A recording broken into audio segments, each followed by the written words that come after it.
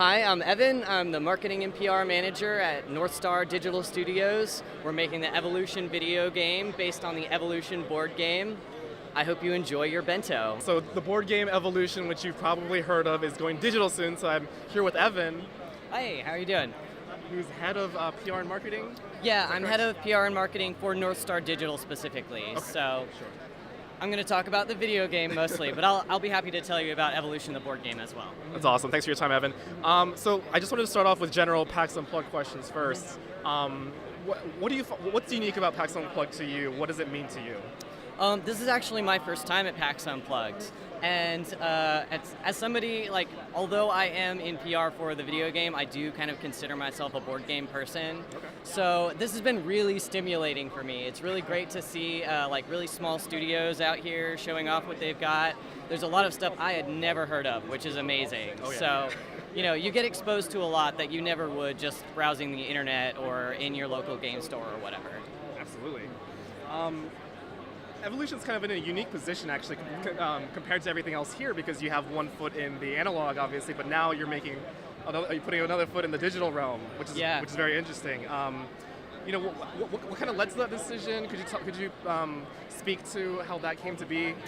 Well, we considered that Evolution is a game that sort of lends itself well to a digital medium because of just the way the rule system works, the way the interaction works. And there's a lot of things we can do in the video game, like, for example, the games are much shorter because all of the sort of tallying, the dealing, the stuff that takes up a lot of time, we can have a computer do all of that for us. Yeah. So it's a simple enough game that it's easy for somebody who's not really a board game person to get into, but it has complex enough strategy elements that people who are more experienced board game players are still interested in it. They've still got something to dig their teeth into, really. And we considered that would be a good position to be in as a video game because people are familiar with the board game, have an easy time getting into it, but it's accessible enough that people who aren't familiar with the board game can get into it as well. Speaking of accessibility, I actually own the tabletop version, and I play with my brother and parents, who aren't tech geeks by any stretch of the imagination, but they understand it just fine, and it's great for them too. So really new user friendly. Mm-hmm. What were some of the challenges of bringing Evolution to the digital format, and how did you overcome those? Sure. So of course there are a lot of translations of board games into video games that are a little bit cumbersome and a little bit clunky. So we've spent almost 2 years in development on this, and a ton of that time was dedicated to user interface. We wanted the instructions to be clear. We wanted it to be smooth to play your cards. We wanted it to be easy to read the cards, and part of that was adapting it for both the PC and for your mobile phone. Of course, on a smaller screen, things are hard to read. You can't look at as much. So we have a process where we developed a zoom feature that's unique to the mobile game so that you can see which cards your opponent is playing. And just in general, we have about 5,000 beta testers, and we've spent a ton of time taking feedback and awesome. Understanding what people struggled with in terms of user interface, in terms of rules translation, and things like that.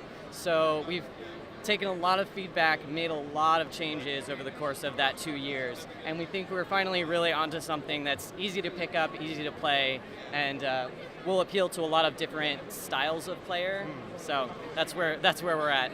That's really awesome to hear that you consider feedback, because you hear of those other open betas or closed betas where they just happen and then 2 days later the game launches, and it's like, what feedback did what did you change?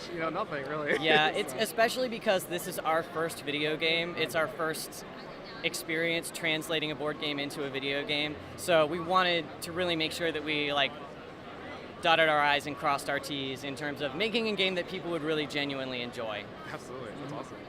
I have a few listener questions that I've gathered from Twitter. Sure. And our listenership from our podcast. I just wanted to ask you a couple, if you don't mind. Yeah, no problem. Okay, so here's one. Do the designers have any background in evolutionary biology or did they consult with any evolutionary biologist? If so, were there any changes that had to be made or any guiding principles for the game that came from that perspective? As far as I know, none of the designers are evolutionary biologists. They just have a personal interest in it. Sure. But we do get feedback all the time from like teachers or tutors or educators or people who work at universities. Actually, the evolutionary biology department at Oxford has a copy of the game that they just like play amongst themselves. Yeah, so the feedback has been incredible from people who know what they're talking about, really. Yeah. Which is always great to hear. I get emails from teachers every now and then, and they're like, I play this in my classroom, and it gets kids really engaged. So that's a really rewarding thing to hear. So in evolution, the objective is to create species within an ecosystem. The ecosystem's constantly changing based on the availability of food, based on what your opponents create, and based on the trait cards you get dealt. So the objective, as in nature, is to eat the most food, have the most babies, have the most species. So at the end, the victory points are based on how much food you've consumed throughout, how many traits your existing species have, and how much population you have amongst your species. So you'll see you have cards like this, fat tissue that lets you store food between rounds. You have cards like foraging that allow you to get one extra food. And then you have defensive cards like symbiosis, which if there's carnivores at the watering hole, you can put this on a species. If it's next to another species that's larger, it can't be attacked. So there's kind of an element of eating as much as you can and also keeping yourself safe from predators. Oh yeah. At the beginning of the game, everyone sacrifices a card, and that determines how much food is in the watering hole. They each have a value there, which indicates how much food they provide. And then, this is my species here. I can play a trait on it. I can increase its population size, and I can increase its body size. The body size helps it defend against carnivores, and in the case of this fat tissue, big fat animal can eat a lot more than a little tiny one can. Yeah, so I can store food between rounds. Yeah.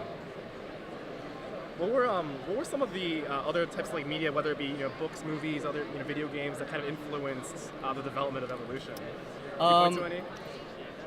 Well, certainly the art was a large component. We had an artist named Catherine Hamilton do all the original watercolors, and we wanted it to sort of be just familiar enough that it looks like existing species, but just odd enough that you understand that it's kind of a fantasy game.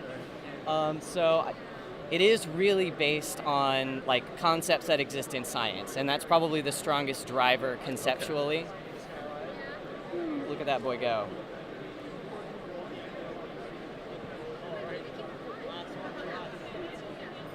This is the feeding round, and luckily there's plenty of food in the watering hole.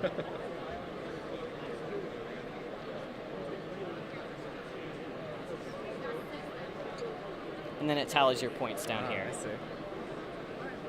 Round 2. Select food.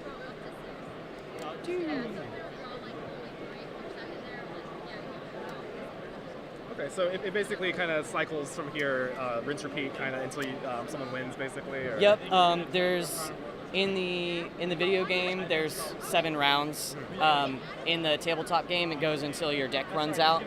So yeah, like I said, the objective is just to have the most food and the largest, healthiest population at the end of the game.